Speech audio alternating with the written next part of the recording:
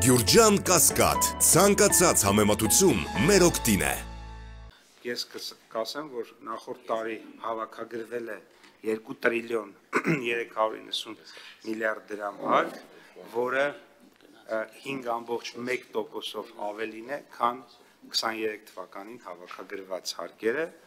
եւ դա պայմանավորված է 5.1% ավել հավաքագրված հարկերը պայմանավորված են բնականաբար 5.94%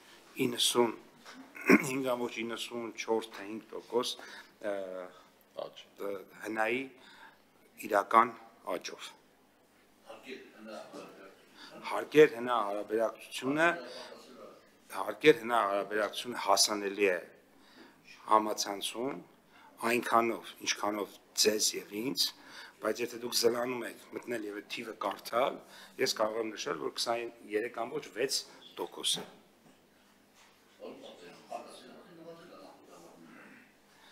Ամբողջ խնդիրն է, որ հարկեր հնա հարաբերակցությունը պակասել է թե նվազել է, այդ հարցի պատասխանը թերևս նորից ինձ չպետք է ուղղեք, որովհետեւ հարկեր հնա հարաբերակցության պատասխանից որ գնահատական եք դնում, ես ուզում եմ ձեր ոգևորությունը տարբեր հարցերի պատասխանելուց մի քիչ սառը ջուր լցնեմ ձեր ոգևորվածության վրա, այդ որ ասում եք այսքան տնտեսական աճ է, փուչիկ է մի մասը, եթե հարկեր հնա հարաբերակցությունը չի պահպանվել գոնե նախորդ տարվա մակարդակով, ուրեմն ձեր ասածները փուչիկը, ուրեմն փուչիկի մասին մի խոսացեք։ Ես քանի որ հասկանում եմ շատ բաներ կան փուչիկներ, այդ շատ բաներ կան փուչիկներ, այդ շատ ելույթներում, բայց 5.9% հնայի աճը դա փաստ է, ես ցավում եմ, որ դուք անգամ տեղեկություն չունեք նրա մասին, որ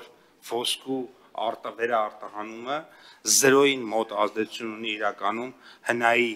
աճի մեջ եւ ուղղակի ցավ եմ ապրում, որ այդ մինիմալ գիտելիքները չեք տիրապետում։ Լավ, հարգելի գործընկերներ, եկեք բան անենք, փորձենք մասնագիտական բանի մեջ մնալ, բան աղազան, հարկեր հնա հարաբերակցությունը կարա նվազի, ու դա վկայ ոչ թե տնտեսության վատ վիճակի մասին, այլ տնտեսության աճի կառուցվածքի մասին, որտեղ կարող է հարկունակ ոլորտները քո մոտ չաճեն, ուրիշ ոլորտներ աճեն։ Ինչ վերաբերում է ոսկուն, այդ մասին էլի խոսել ենք, որ այդ վերարտահանումը մեր հնայի կառուցվածքի վրա մեծ ազդեցություն չի ունեցել։ Եթե պարոն Հակոբյանն այստեղ ավելի լավ պարոն, տնտեսական հարցերի հանձնաժողովի նախագահ եք, տեղակալ եք, նախագահ եք։ Մենք ծրագիր ունենք, որ հարկեր հնա հարաբերակցությունը 26 թվականին պետք է հասնենք այդ ինչ-որ տոկոսի, 25%, հասնում ենք, թե չենք հասնում։ Անաղազան, իմ կարծիքով դինամիկան, որը կա նորմալ է, բայց այդ ինչը որ գրվում է, դա կանխատեսում է, որը հնարավոր է որոշակի շեղումներ ունենա։ Այսինքն ընթացքում, եթե մի քիչ ավելի լավ է դու տնտեսությունը չճնշես, ավելի խիստ վարչարարություն կիրառես ու սահմանափակես մարդկանց աշխատելու հնարավորությունը, եթե դա է պահանջում իրականությունը, քան ինչ որ ցուցանիշ ամեն գնով ապրելու համար հարկային ռեկետի գնանք ու բան անենք։ Խնդրեմ։ Ասած պարոն Աղազյան, թույլ տվեք ես մի քանի բան մեկնաբանեմ, ինձ թվում է պատկերը պարզ կլինի։ Ես իմ խոսքում հատուկ նշեցի, փորձեցի տարանջատել ներքին տնտեսությունը ներմուծումից եւ ասացի, որ 14%-անոց աճ ունենք, եթե տնտեսության հարկերն ենք նայում։ Եվ հիմնական խնդիրը ներմուծումից էր գալի, որը օբյեկտիվ էր։ Այսինքն իրականում, եթե այդ տեսանկյունից նայենք, մենք նույնիսկ առաջանցիկ ենք տնտեսությունից հավաքագրել հարկերը։ Հիմա եթե գանք տարբեր գործոններին, թե ինչ է տեղի ունեցել։ Նվազումը ֆիքսվեց, պարոն նախարարն դրա մասին ասեց։ Եվ դուք չի կատարվել արտահայտություն օգտագործեցիք, որը կարծում եմ մասնագիտորեն տեղին չի, ասեմ ինչի, որտեվ չէ, տեսեք, կատարում թերակատարումը կարծում եմ այդքան ճիշտ տերմին չի, բացատրեմ ինչու, որտեվ պարոն Թույանն էլ նշեց, մենք խոսում ենք կանխատեսման մասին։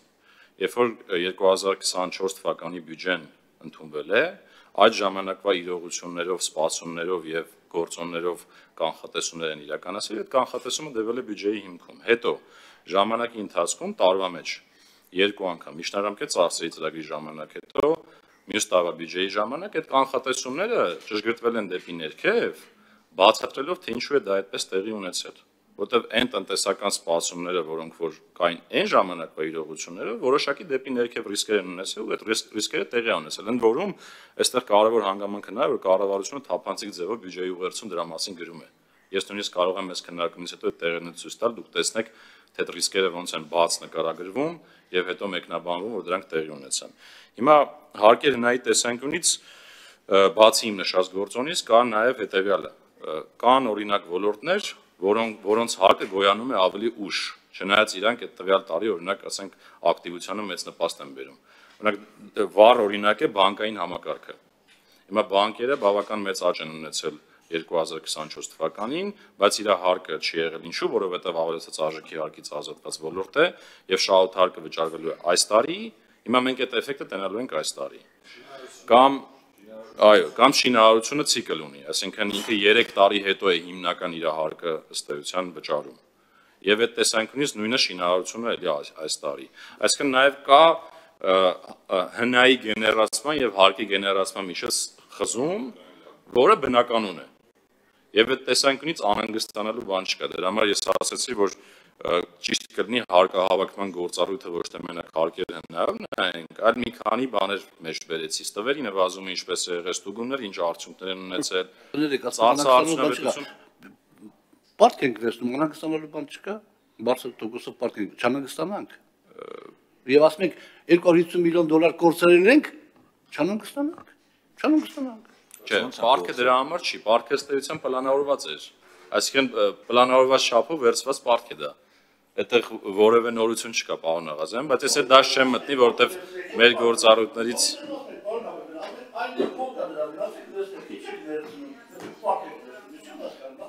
Պարոն Աղազյան, պարտք միշտ ենք վերցնում, այսինքն ամեն տարի, երբ որ բյուջեն դեֆիցիտով է, մենք պիտի պարտք վերցնենք։